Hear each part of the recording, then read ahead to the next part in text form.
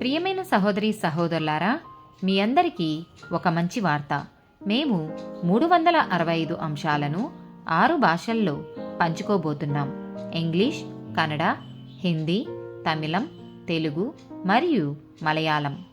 దయచేసి ఆ వాక్యములను వినండి, ధ్యానించండి మరియు ఆశీర్వదించబడండి. దయచేసి సబ్స్క్రైబ్ చేయండి మరియు మీ స్నేహితులతో పంచుకోండి. ధన్యవాదాలు.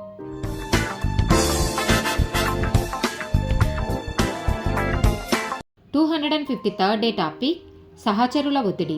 నిర్గమకాండము 23వ అధ్యాయము 2వ వచనం. దుష్కార్యము జరిగించుటకై సమూహమును వెంబడించవద్దు. న్యాయమును త్రిప్పివేయుటకు సమూహముతో చేరి వ్యాజ్యములో సాక్ష్యము పలుకకూడదు.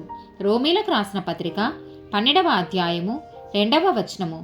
మీరు ఈ లోక మర్యాదను అనుసరింపక ఉత్తమమును అనుకూలమును సంపూర్ణమునయున్న దేవుని చిత్తమేదో పరీక్షించి తెలుసుకొనున్నట్లు మీ మనస్సు మారి నూతన మగుట వలన రూపాంతరము పొందుడి. సామెతల గ్రంథము 1వ అధ్యాయము 10వ వచనం. నా కుమారుడా, పాపులు నిన్ను ప్రేరేపింపగా ఒప్పకుము. 1 కొరింథీయులకు రాసిన పత్రిక 15వ అధ్యాయము 33వ వచనము.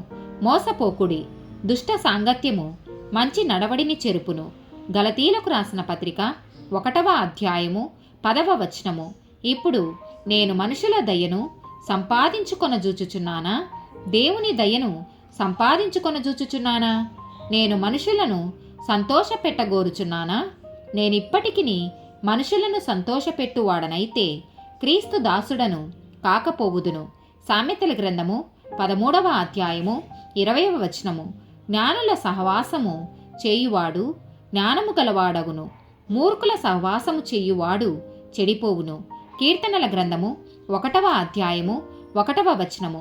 దుష్టుల ఆలోచన చొప్పున నడువక, పాపుల మార్గమున నిలువక, అపహాసకులు కూర్చుండు చోటను కూర్చుండక. ఆమేన్.